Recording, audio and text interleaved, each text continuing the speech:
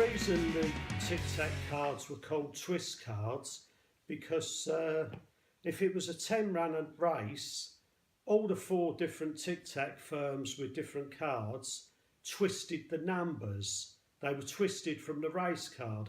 The top weight horse on the race card was number 1. Now, on Mickey Oakey's card, it might be number 5. On my card, it might be number 7. On Johnny Mack's card, it might be number 9. Billy Brown's card, it might be number 2. So you had to have the various Tic Tac cards to know what price the horse they were showing, because how it worked was, when a firm wanted to have a bet with various firms, every firm had a different sign for the various Tic Tacs. Say for instance the firm outside Bobby Mack's firm, he was a silver ring bookmaker, Bobby, Johnny Mack's younger brother. If he wanted to call up, say, the Mickey Oakey firm, his call sign with Mickey Oakey might have been 1 arm out. His call sign with his brother Johnny was 9-2. His call sign with me might have been 33, and his call sign with Billy Brown might have been 2 arms out. So if he wanted to bet with like the firm who his sign was 33, he'd call them up. That firm had fastened on to his calling them, so right away the contract for having a bet was opened between the Tic Tac and the bookmaker. Now, the Tic Tac behind the bookmaker's joint, once he's opened the contracts up to have a bet, he would send the bet up. Say the horse was the 3 horse and he wanted 40 quid on at 9-2.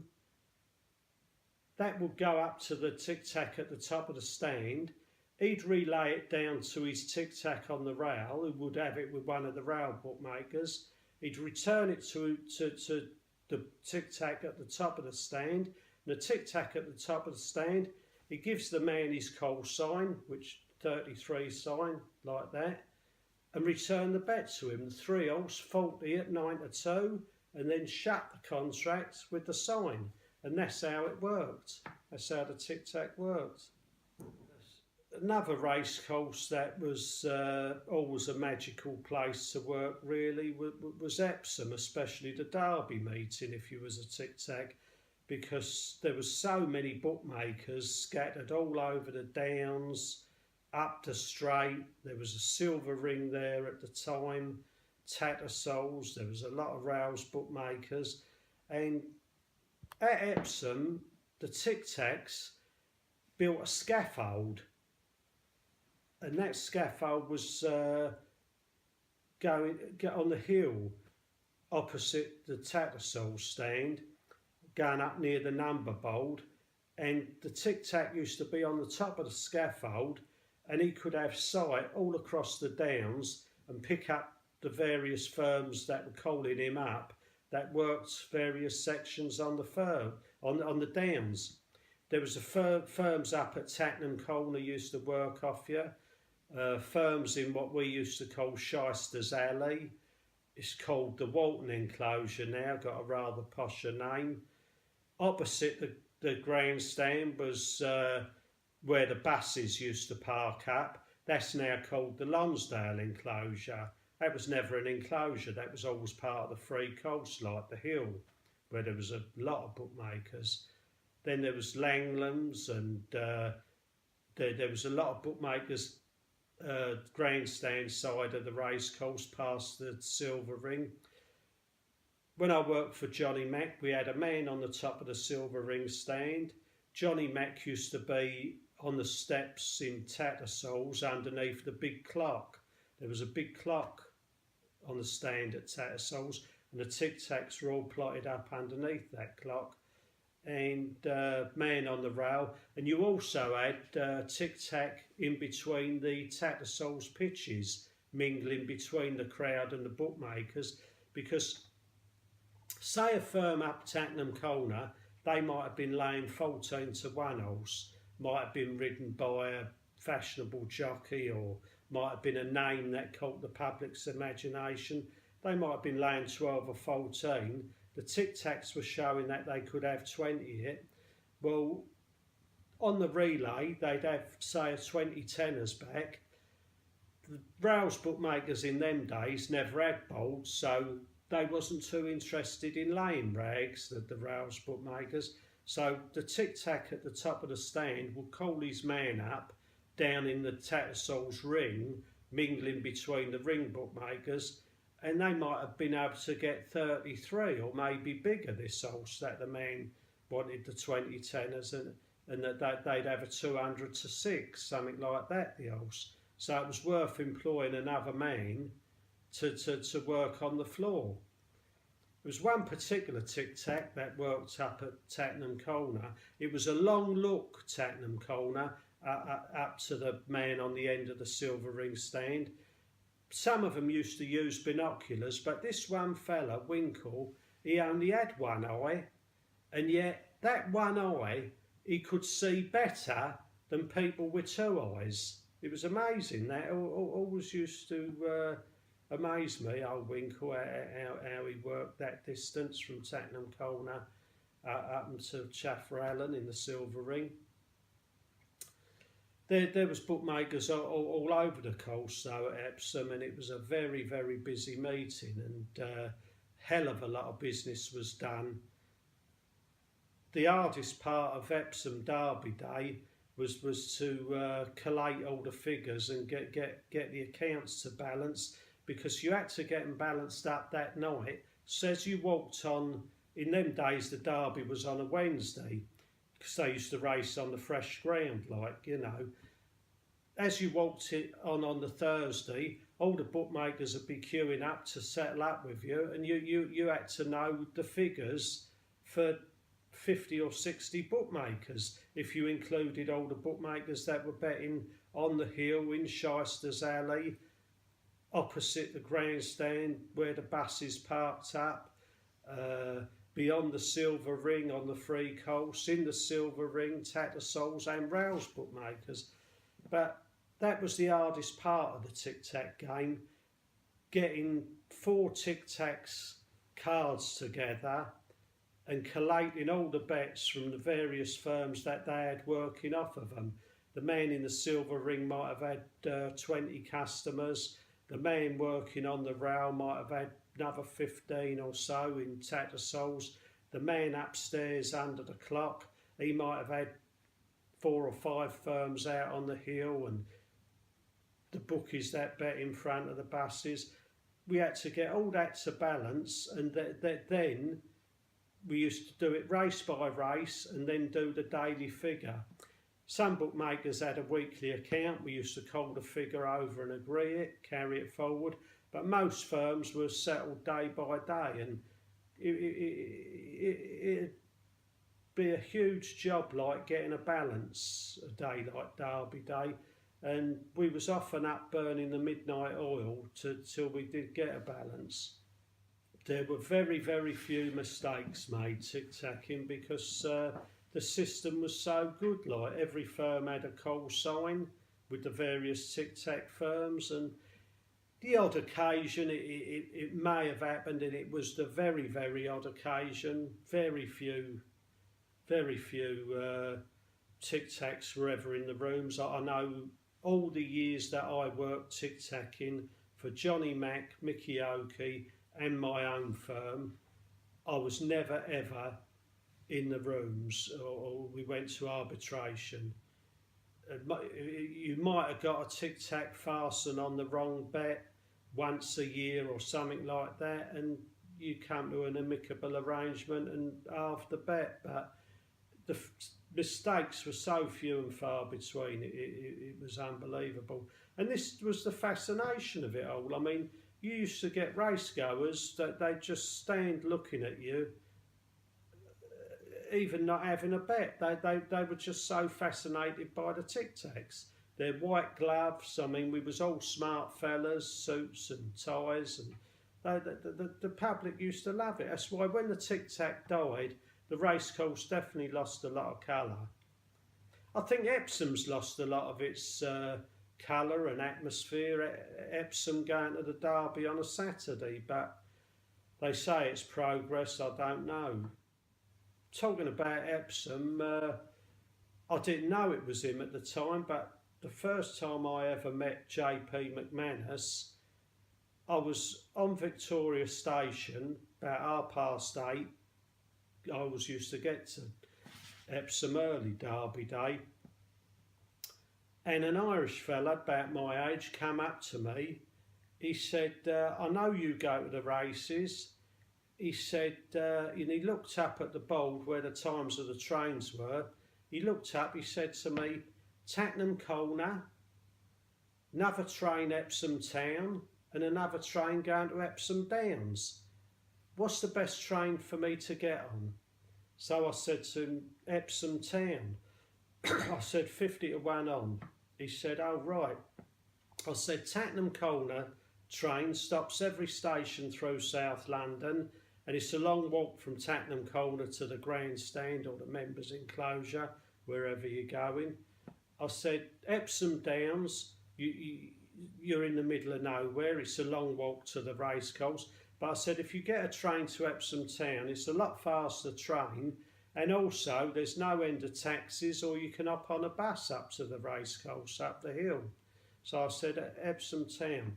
A few years after that, I was reading the paper one day, and the photo was in there of this Irish bookmaker, JP McManus, who was laying very big bets in Ireland and owned racehorses, coming to Cheltenham, backing his horses. And I thought back to that day on Victoria Station. It was JP McManus that asked me what train to get on to go to the Derby. He's always said hello to me whenever he's seen me at the races ever since. Another racecourse, we didn't used to go there very often on the train because it was so difficult to get to on the train, was Newmarket. Train used to go from Liverpool Street Station to Cambridge, and it was a long ride in a taxi from Cambridge to Newmarket.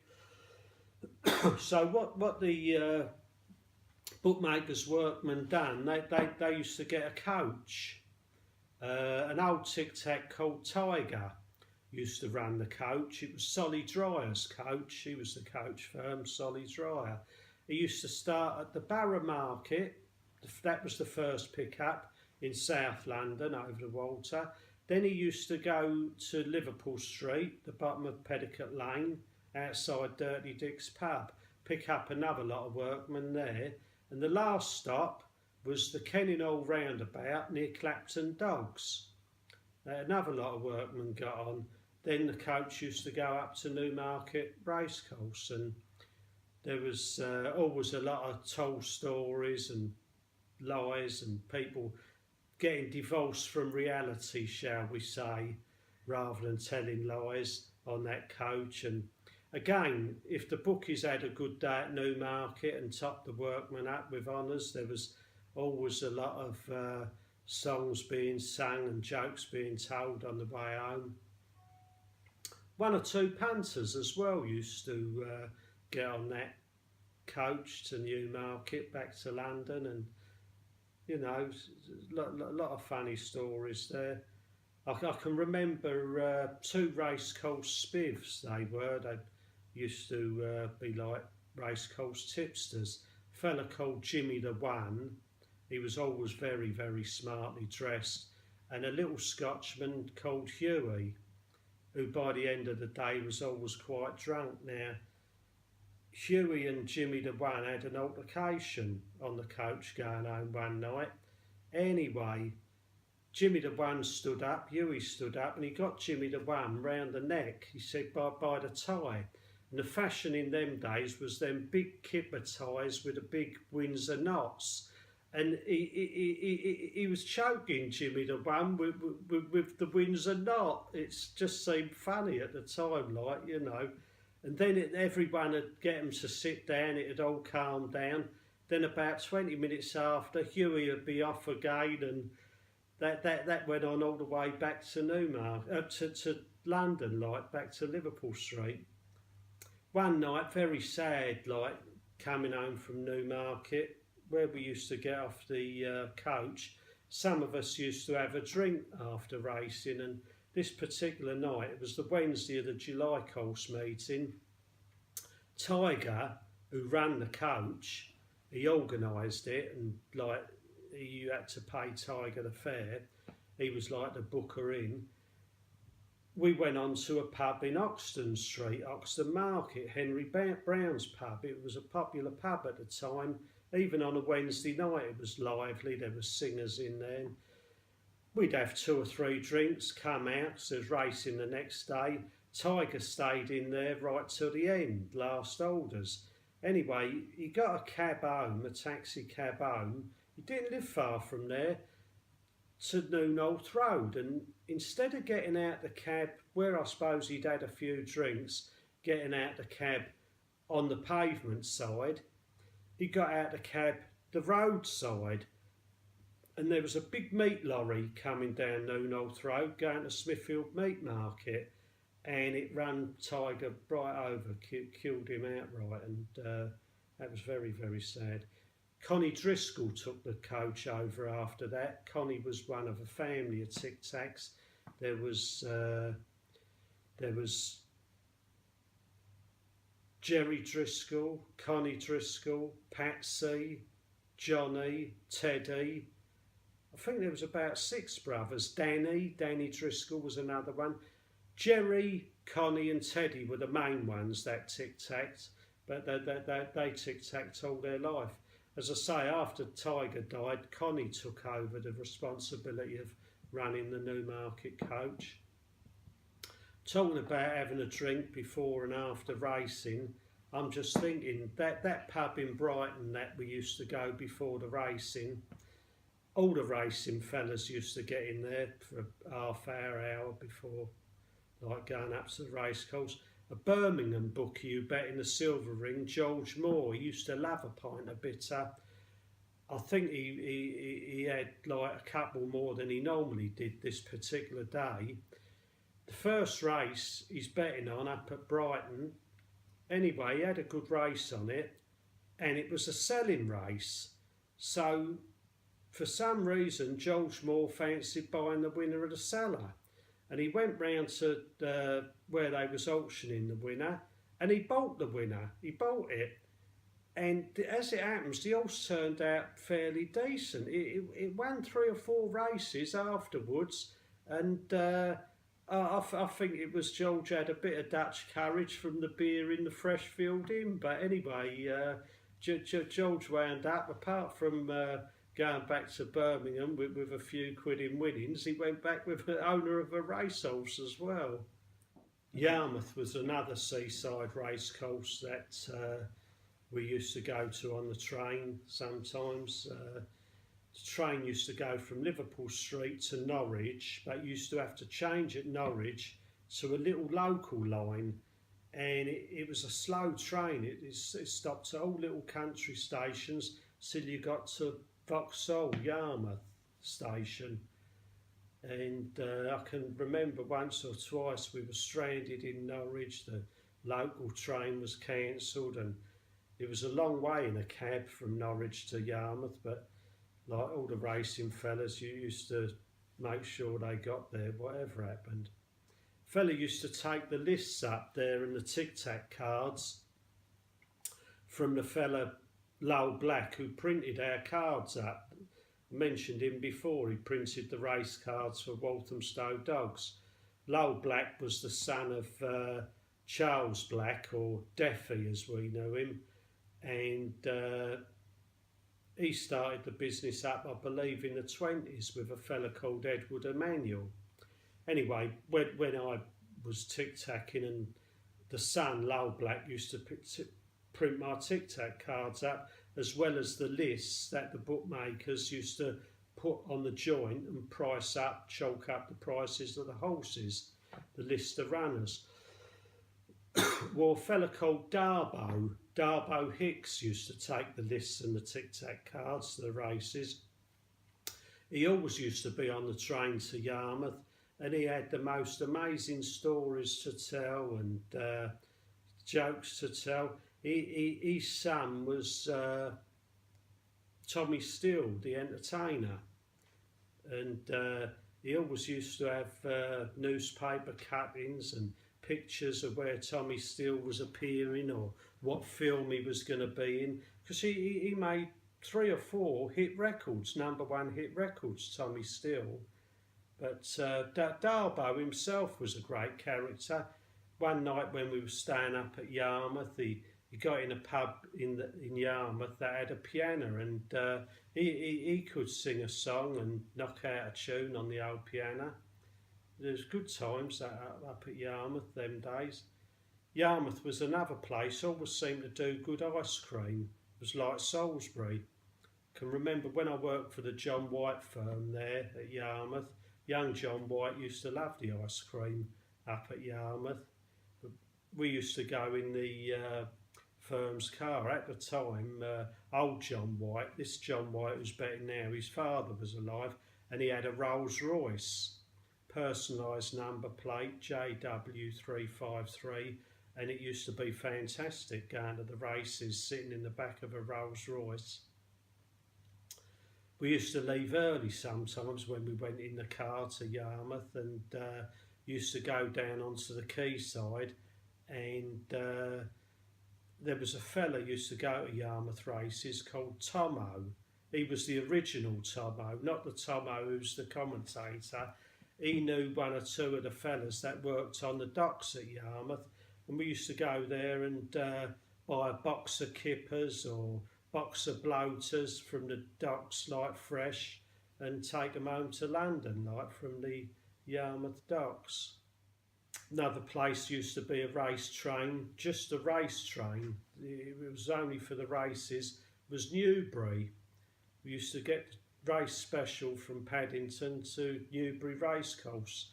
There was a platform there at the racecourse. The train usually only ever stopped Newbury town, but on race days it stopped at Newbury Racecourse. Now and again we used to get stranded at Reading if something happened with a train or that, but you could always get a cab from Reading to Newbury.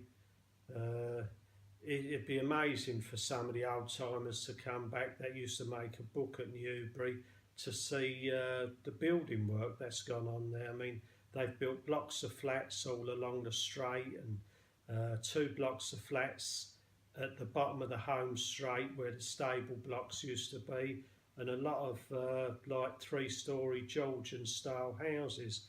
I must say though, it's a very tasteful development.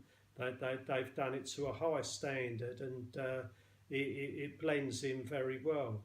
Thinking about it, Newbury will probably be shut now if it wasn't for all this development, so in a way it's all worked out for the best. To think where the old Silver Ring is a block of flats now seems quite unbelievable. Used to be the Geoffrey Freer stand out there, then there was the Silver Ring, then there was Tats. We used to have several firms out beyond the Silver Ring. There was a firm bet out there, Dave Bindon, and interestingly enough, his son Luke Bindon, who works for William Hill on the rail now, has bought one of the flats that actually are where the Silver Ring used to be. And I often think that I saw Luke looking over the balcony, and I thought, where I'm standing now is probably where your dad bet in the old Geoffrey Freer stand years ago. But as I say, like, probably it's all turned out for the best at Newbury, because who knows, the racecourse was struggling a little bit, and I think, you know, if it wasn't for all this development, it might have been shut down.